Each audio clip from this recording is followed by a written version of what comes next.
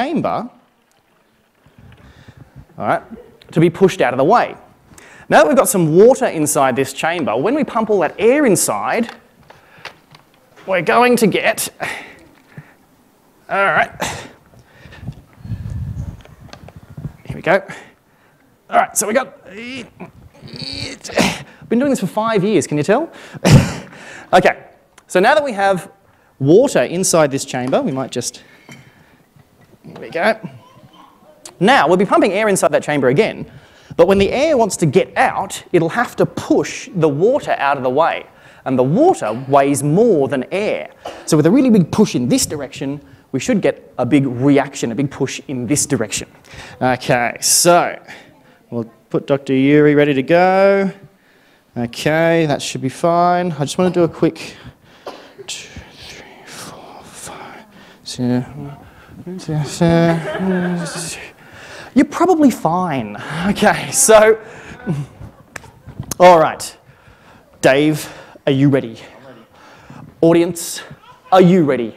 Yeah. Dave, am I ready? I don't know. Are you ready? I don't know, but we'll go anyway, shall we? Okay, here we go.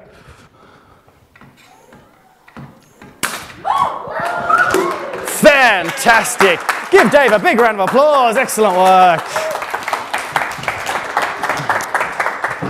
And thank you very much, Yuri. It's been a pleasure working with you over this many years. Goodbye. Okay, so we've seen there how changing pressure with some kind of release on the end can give us some kind of rocket. But what happens if you change the pressure inside something and there's no way for that pressure to escape? Well, then you get one of my absolute favourite demonstrations here at Questacon. Unfortunately, it's a little bit small. So to make it a little bit more obvious, this should work. I think it should. Let's see. Here we go. Oh. There we go. Okay. Yeah, that's the really easily impressed guy. Remember him? Okay, so in here, you can probably see, yep, I've got a very small bit of tissue paper down the bottom of this chamber. This is a sealed container. So what I'm going to do, I'm going to push my hand really, really fast down on this chamber, and I'm going to compress all of the air, squeeze it down until it takes up a very, very small space. Now, as that air gets squished down really, really hard, the temperature inside there will go up. And if I've done it right, we should hit what's called the flash point of the paper, and it should ignite without actually being touched by anything. So here we go. All right. Now, if this works, if this goes really well, what I want you guys to do is I want you to go nuts, go wild, go absolutely mental, okay, if it works, all right? If it doesn't work, for whatever reason, if it doesn't work, I want you guys to go nuts, go wild, go absolutely mental. I won't mind. Okay, so here we go. All right, so watching up there, there should be a flash as I slam this down. Okay, here we go. 3, 2, 1. There we go.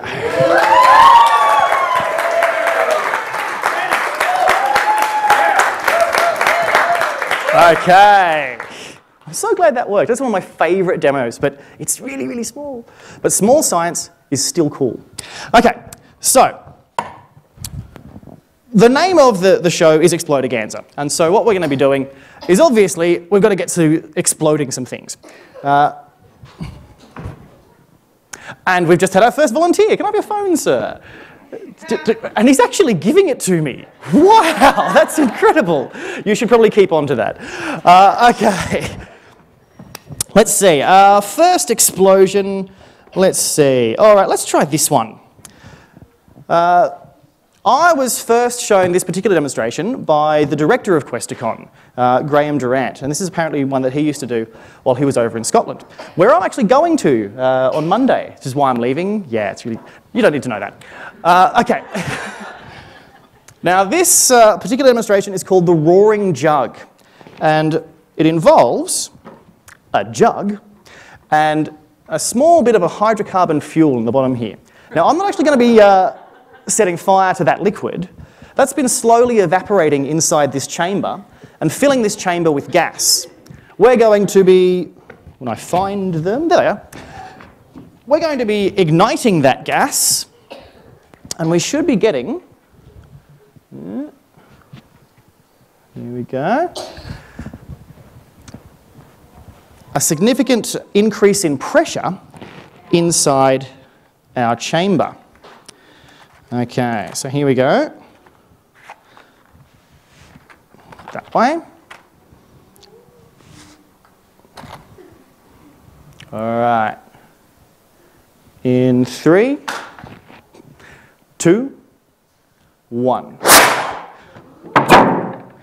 That's good, isn't it?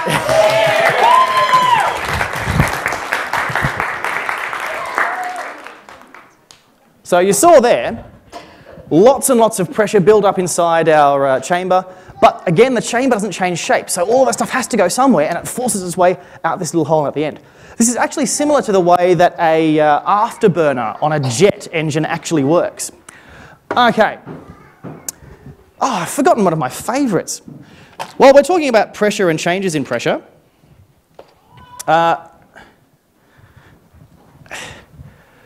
This one, a couple of years ago, we had a show called...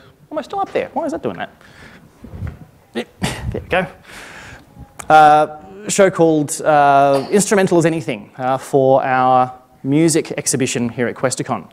And this, hands down, is one of our most favourite demonstrations here at Questacon.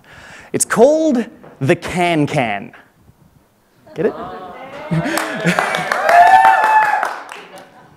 And we used it to talk about oscillation and vibration, some of the things that you need to be making noise and, by extension, music. But I can also talk about pressure. But first I should probably show you what I'm going to be doing. Take 2 cans of any size, they can be any size you like, rest them on your thumb and then against your fingers, and then put them together so they're just touching. They've still got a bit of room to move though. All right? And then blow very hard between the cans. Isn't that great? Isn't that lovely? Okay, so what's actually happening there is that fast-moving air coming out of my mouth is at a lower pressure than all this slow-moving, high-pressure air all around us. So all that high-pressure air wants to push the cans together. But I'm also blowing them apart. So they get pushed together, blown apart, pushed together, blown apart. They start to vibrate really, really quickly. That's where that noise comes from. Now, who here is from out of town? Fantastic. Do you mind if I ask where you're from? Newcastle, fantastic. Where are you from? Bathurst. Bathurst, fantastic. Oh, you're right. It's okay. Anyone else from out of town? Fantastic. Where are you from? Central Coast, fantastic. All decent drives. What I want you guys to do is before you go back to where you live, is get yourselves a couple of cans of Coke, okay? Drink them both really quickly, and then spend the rest of the trip practicing that noise. Yeah, it'll be fantastic. Guarantee you, your parents will never forget your trip to Questacon. Okay. All right, what have we done? What have we done? All right. Let's see. Let's go to more rockets. This is another fun one. There we are. Okay. Now this one, similar to that big water container rocket that I just did, I'm going to be putting some fuel in here and igniting that, but I'm then clamping something on the end. We're going to get a pressure change inside, and we should get a launch. Okay, there we go. Do.